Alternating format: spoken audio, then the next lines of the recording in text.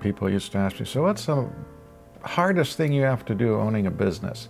And I just said, you have to bite your tongue. My job's not to nitpick. My job's not to criticize. You know, my job is to get you what you need so that you can do what you do best, not how you do it. Right.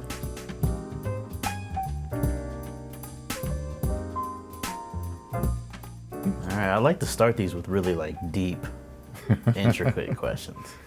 So I'm gonna do that. Is that okay? Go ahead. Okay. We'll see where it goes. What is something about you that most people don't know? Most people don't know that I have lived in 4 countries. 4 countries? Yeah. Okay, what are they? So I was born in Peru, Okay. and then my dad worked for Bear, so he was an expat, and we got moved around from Peru to Mexico to Kansas City, and then I did a study abroad in Germany for a year. Oh, in Germany, that's right. What part? And Nuremberg, Nuremberg, okay. southern Germany. Yeah. And so Okay. growing up, we grew up speaking Spanish and German, went to a German school. Nice. Yeah. Very so cool. I can take no credit for the languages. As a kid, it just, your brain just is a Right. sponge, so you absorb it. Do you still speak? The Spanish, yes. The German is more difficult. Sprechen Sie Deutsch? Ja, ich spreche Oh, Deutsch. okay. And of my German, actually, There you go. I lived there as a child as well, Yeah. but very little. So, and I lived on the military base. So we're in Germany, but we went to the grocery store. Yeah, you mentioned It's that. all English people, Yeah. or English speaking people. So while I lived abroad, Yeah. I didn't really get the abroad Right. feel or anything like that. Yeah. What's a habit that you've picked up in your journeys that has been really beneficial to you? I don't know that it's a habit, but I have stopped not being judgmental.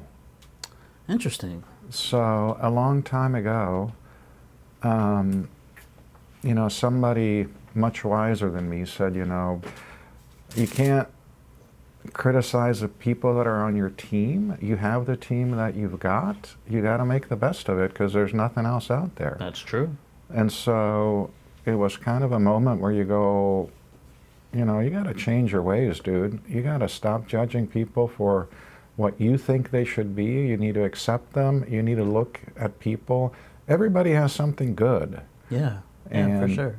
You just got to find it. And once you find it, it's really nice. Yeah, especially from a leadership position, right? Like, Yeah. find it and then help them to find it, Yeah. right? I'll admit I've probably been that way at some points in my journey. And I don't remember who said it to me, but somebody told me that if there's something that I'm judging, and I'm the leader, then it's my job to make that right. Yes. Right. So I started to just kind of empower people, Yeah. lean into their strengths, and their weaknesses are their weaknesses. I got Right. weaknesses too. Yeah, I got know a what I mean? bunch. Yeah. How long do we have? Yeah, I'll be here all day. You know what I mean? But that's worked out pretty well. So I've probably been along that same path as well. Yeah. Along your journey, Yeah. ups and downs for everybody. Yeah. What's a particular failure that has been really beneficial to your journey? Something you had to learn the hard way, maybe. Humility. Okay. So humility was a wonderful yin and the yang. One day I was on top of the world, and the next day I was let go. Okay. And so it was really weird. One day you're meeting with your boss and life is great, you're doing great, and the next day, you're an overhead allocation and they're cutting it. And so your entire financial structure, your entire home structure gets upended. And it was a wonderful experience in hindsight. Worked out really well in hindsight, yeah. Well, I mean, it wasn't easy, but Right. with a longer perspective, everybody was rowing in the same direction. I mean, I was amazed at how many people that I never knew had my back. Right. And most disappointingly, there were a lot of people that I thought had my back that didn't. What's the saying? When the chips are down, Right. Like who's going to be there, who's not. Yeah. So it was a very, very humbling experience. I learned a lot from it, and I'm much better because of it. What year was that? Gosh, it was about 15 20. years ago, Okay. 20 So years ago. like 2010, something like that? Yes, Got you. 2010, 11. Now, what year did you acquire the company? So I bought LT Plumbing 5 years ago, Okay. July of 2021. So come right outside of the pandemic. Yes. Okay. So we were right in the middle of it with COVID, supply issues, labor issues, all Big of time. that good stuff. Big time supply issues down here. Yes. Yeah. Yeah. And we've had conversations in the past. So like just coming from your background in the legal industry, legal field, into construction and plumbing, that's quite a jump. So A lot of people say that. what was behind that? So I've always been in construction. Okay. It's all I know. And I had the benefit of doing a management rotation for a few years. So I got to hold several positions, all the way from business development to sales to P&L and all that good stuff. And so I got to see the whole life cycle of construction. You know, when you're in risk management, all you see is the bad stuff. And in a wheel, you're just seeing one little slice of the pie. And so I got to see the whole thing. I understand it. It's an industry that I know. Okay. And one of the things that I learned over the years is that specialized subcontractors are able to command a higher premium because it's much harder to do the work. Sure. Okay. And so after I retired and I realized that retirement wasn't going to stick, decided to look for a specialty sub, mechanical sub, and it just worked out to be plumbing. Yeah. In Florida. In Florida. And I love the ocean, I love the beach, I love boating, I love all that. If you would have told me that I went from Kansas City to a tourist destination spot, you know, Sign me up. 5 years ago, I would have said, you're crazy. Really? You wouldn't have been? Oh my I goodness. would have just said, it's never going to happen. Man. Yeah. I was in Cincinnati. I grew up in Cincinnati, and so Yeah. like when the opportunity to move here came up, I was unsure about the opportunity. I was very sure about the location. Interesting. There's no question. Yes. Yeah. Yes, I would like to be there. And it was cold when I was making the decision. It was cold in Cincinnati. Yeah. Get me out of here. Yeah. Yeah. It gets cold in Kansas City, right? Oh, yeah. We got Yeah. ice storms, snowstorms. Yeah, we got teens in the winter. It's nice when I talk to friends in Kansas City and they say it's 12 degrees and, you know, we're sitting at 60, Right. you know. Clear and we got a skies. little humidity, just a touch of humidity, and that's it. Yeah. Yeah. I enjoy, you know, my mom's still there and she'll send me the weather report. She'll screenshot it and send it to me, you know, it's 12 degrees or something like Yeah. that. And I'll do the same. I'll screenshot ours and send it back. I've done that many times. I'm sorry for you. I don't know what to tell you. Come on down here. Yeah, if you you're want, welcome you to know. come anytime you want. Yeah. Okay, so you acquired the business 5 years ago. Yeah. Talk to me about day one. What was that like?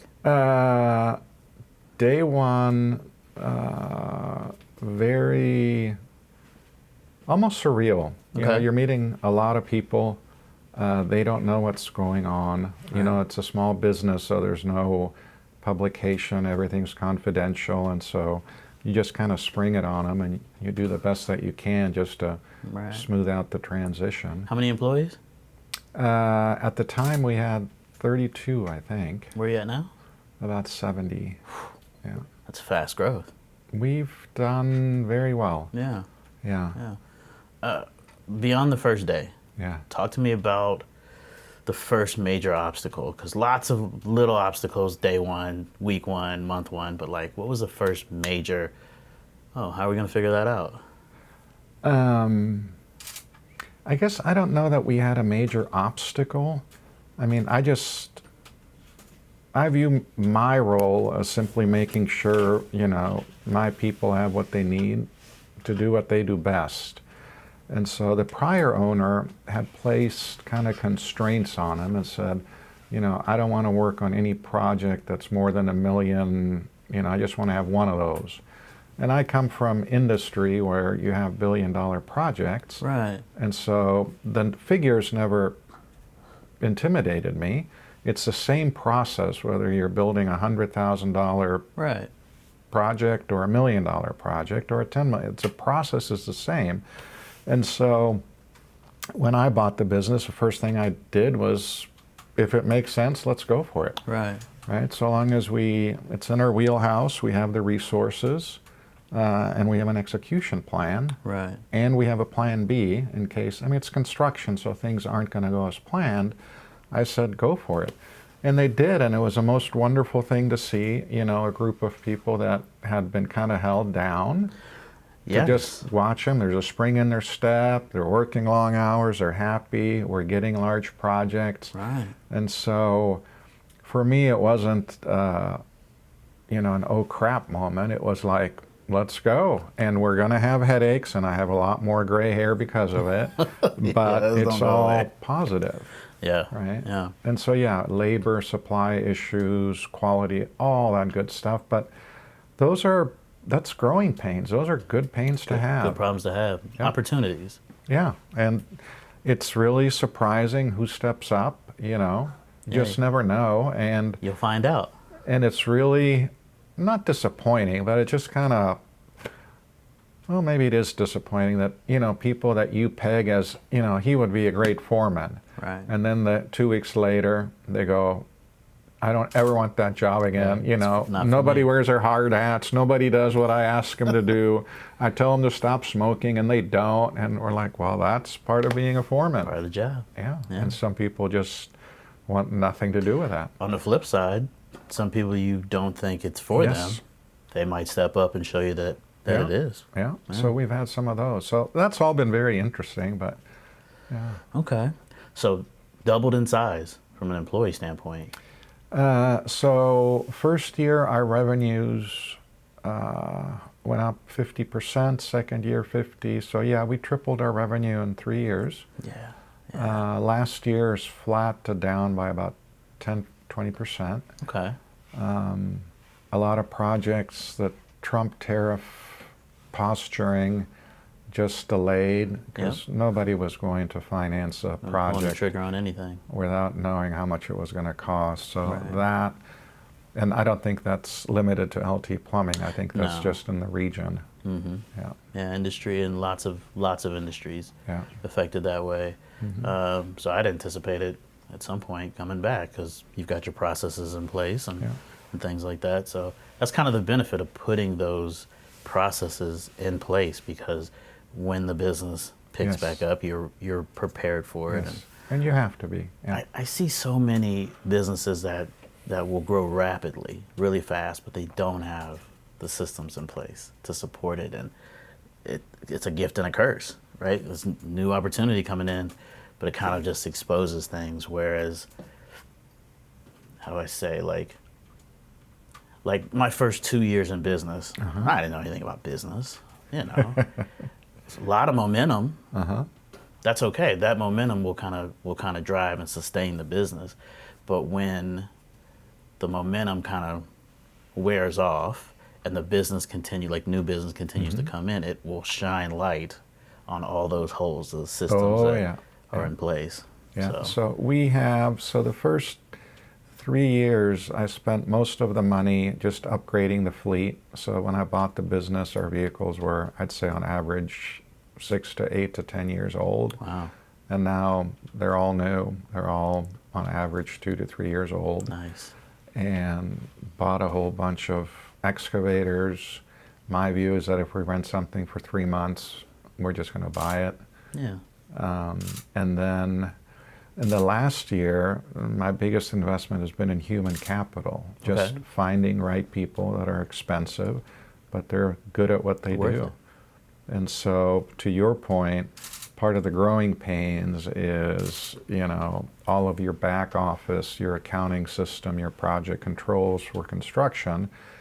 And we have been spending a ton of money over the last 6 to 8 months changing systems so that we can get some transparency into how the projects are doing on a more real-time basis. Nice. which to me is simply a scaling issue. Once you get that foundation in place, then Continues it to. can, all the headaches, Yeah. not all the Not all headaches, the headaches. but you'll have Yeah. some better visibility and you'll know where to, focus your resources and where to send your troubleshooters and your A-team, things like that. Yeah.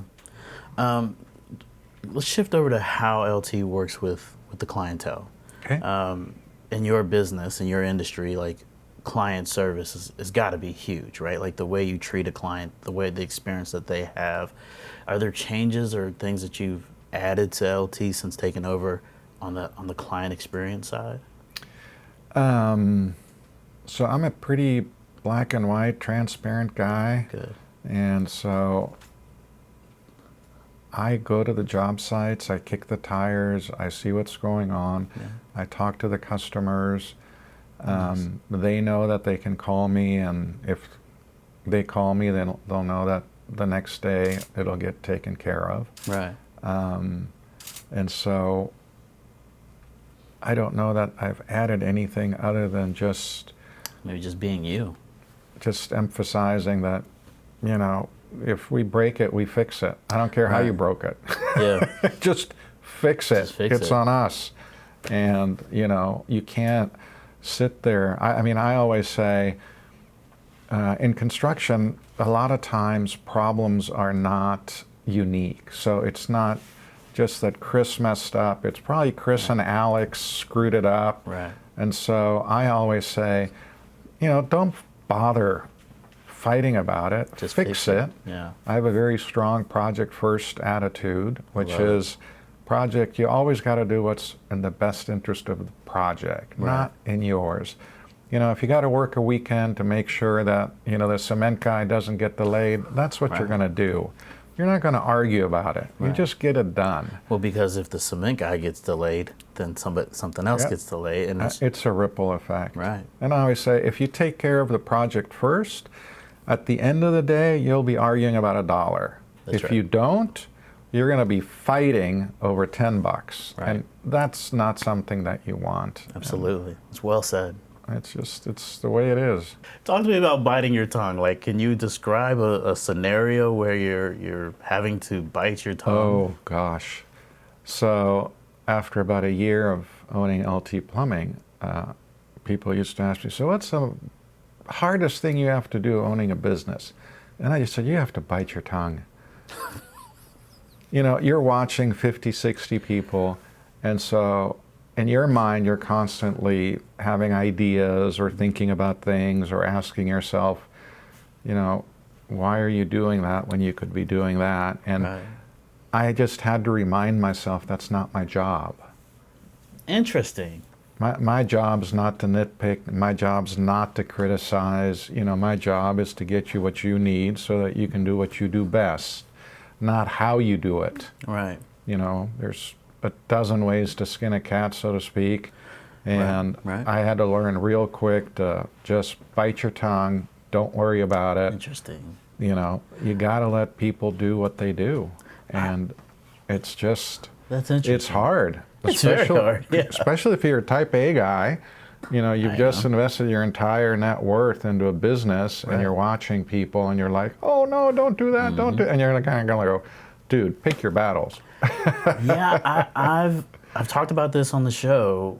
My first ever hire was a web developer, and I was not formally trained. I taught myself how to code, and she had gone to school. She was formally trained, and I'd give her a task, and I'd be like, "Why are you doing it that way? Do it. My way's better." And she'd ask questions, and why my way was better. It just is. It's not. I just needed to not hover. Yeah. I think she lasted for like a year. God bless her.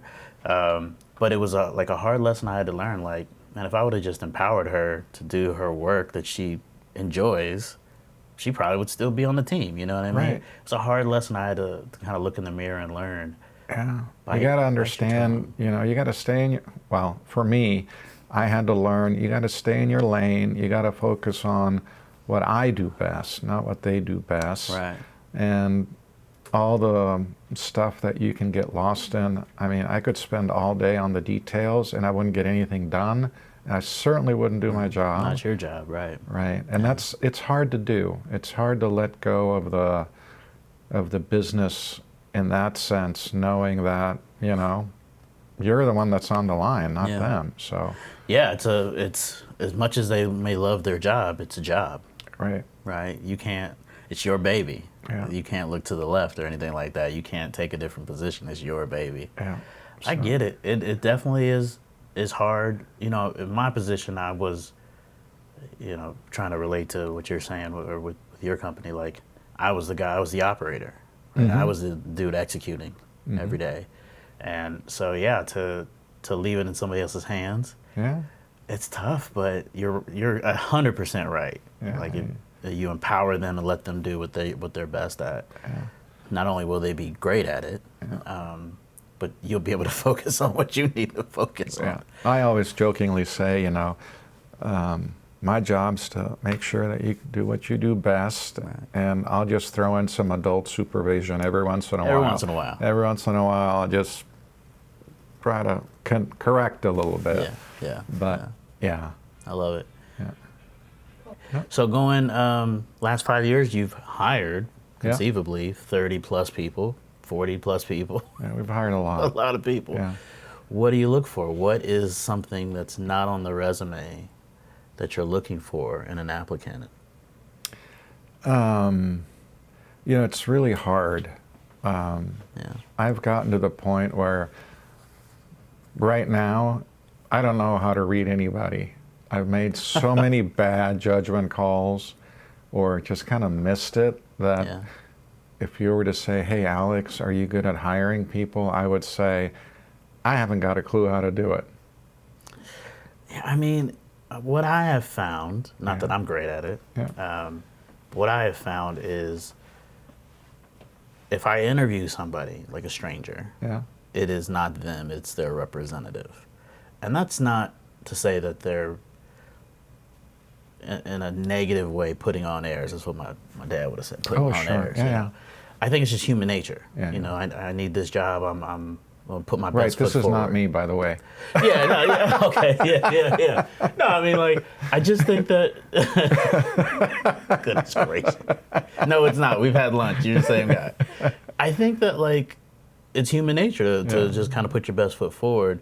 But if I can spend time with a potential team member, it's not an interview. Let's just have a conversation. Let's go get lunch. Let's go get coffee. After a coffee or two, they start to just relax and become themselves. And then I'm able to get a pretty good read on them Yeah. if I take those steps. Yeah. If I go through the normal, like, interview process, who knows who they are. Yeah. Yeah. It's definitely a weakness of mine, and Yeah, I'll be the same. first to admit it's not. I need all the help I can get there. Same. No, and I've been fortunate to pick some winners though. Yeah. Right. So I'm grateful for that, but only after, like, spending time. How many times did we go to the golf course? 4 or 5. Like, Oh, there you go. yeah. Yeah. You know what I mean? Like, you really get to know somebody just outside of, Yeah. tell me about your plan for the next 5 years or whatever. When you find the right ones, Yeah. what are some of those qualities that they have that make them successful in the industry? So the one thing that has worked is people that are referred by somebody that you trust. Yes. Big That time. makes a huge difference. And so all of the key hires that we've made in the last year have all been from people that we trusted, people Nice. that knew them, people that said, hey, there's somebody that's good at this. Yeah. You should talk to them. Nice. All through introductions, and they've done, I think, very well. In my view, the most important quality that somebody has to succeed is, if you spill milk, clean it up. Yes. That's it. Yeah. If you can and own it. and own it, Yeah. and if somebody else can learn from it, share it. Yeah. Yes. And it's a very Love that. basic one, very basic one. So our estimator over the last couple of years, you put in a bid and then you get feedback and then your estimator comes into your office and he goes, "Hey, Alex, I got to clean up some milk." Okay. I'm like, "Good. Just Let's let do me it." know if you need any help. Let me know what we need to do." But yeah, that's it. But he came to you and said, Right. I mean, love it. Yeah, no, he didn't. I didn't have to chase him down. He said, and he said it with a smile. Yeah. And I yeah. know him well enough that I know he's going to get it done. He's going to get it done right. Right. And when we look at the final numbers, he's going to tell me where we are. Right. And we'll make some intelligent decisions. And you trust him for a reason. Right. What's his name? Billy. Shout out Billy. Hey, Shout Billy. out to Billy. Yeah.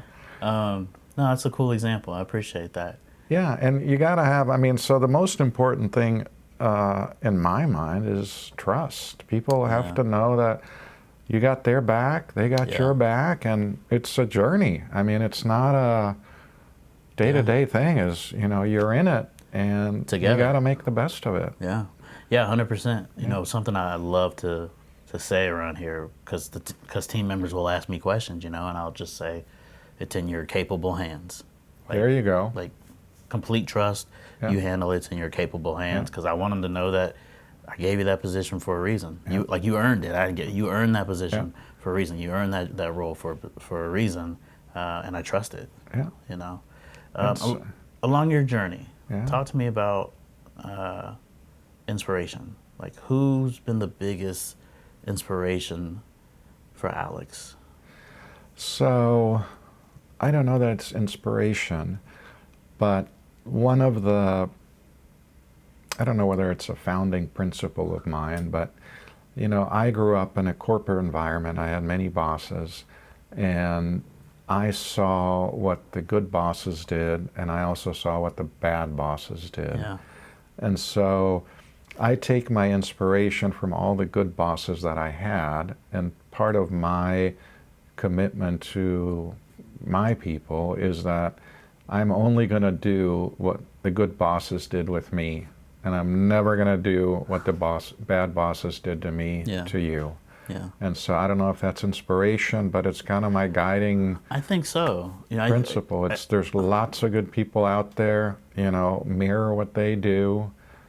And Stay away from what the bad ones do. and learn from the bad ones. I mean, Yeah, mentors can be good Yeah, and bad. You yeah. can learn from and either. you can see. I mean, one of the biggest things that I learned is there are people that are just assholes, Yeah. but they're very good at their job. Yeah. And you just got to put them in a category of saying, okay, this person is toxic or whatever you want to call it, but there's a lot of good attributes. Find them, learn from them, and just kind of push aside all the other All the negative stuff. negative stuff that comes with it.